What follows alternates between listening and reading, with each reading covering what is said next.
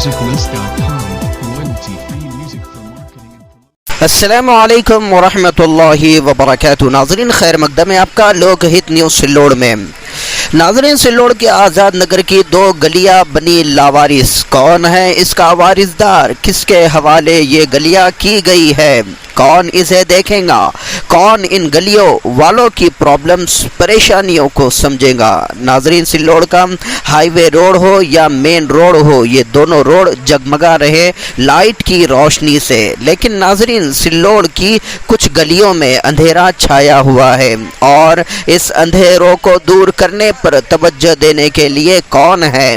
شاید لگتا ہے اس وارڈ کے بھی نگر سیوک ہوں گے، پر یہ گلیاں 2 سالوں سے اندھیرے میں ہیں، پھر نگر سیوک ہے تو کہاں ہیں؟ لیکن انہیں اس اندھیرے سے کیا، کیونکہ ان کا سابقہ تو بہترین روشنی سے پڑتا ہے۔ انہیں اس کی تکلیف کا اندازہ کیا ہے کہ ان گلیوں میں جب چھوٹے بچے رات ہونے پر کچھ کھیلنے کو باہر آتے ہیں تو انہیں پریشانیوں کا سامنا کرنا پڑتا ہے۔ جو بزرگ حضرات ہیں نماز کے لیے جاتے ہیں، انہیں پریشانیوں کا سامنا کرنا پڑتا ہے، تو لائٹ نہ ہونے پر، گلیوں میں اندھیرا ہونے پر بچوں کو کسی مضر جانور سے تکلیف پہنچنے کا بھی اندیشہ ہوتا ہے۔ لیکن یہ کون جانے، کون سمجھے، کون ہے جو اس طرف توجہ دے؟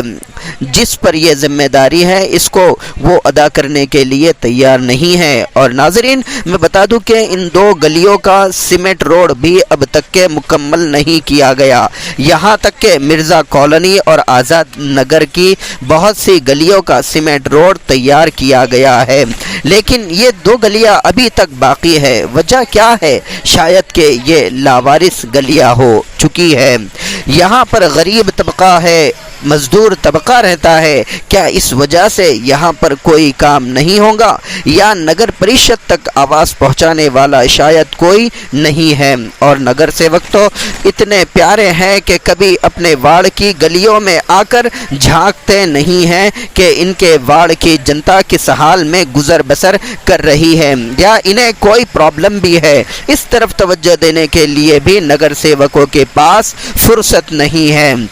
پتہ نہیں نگر سیوک کس لیے بنائے گئے ہیں۔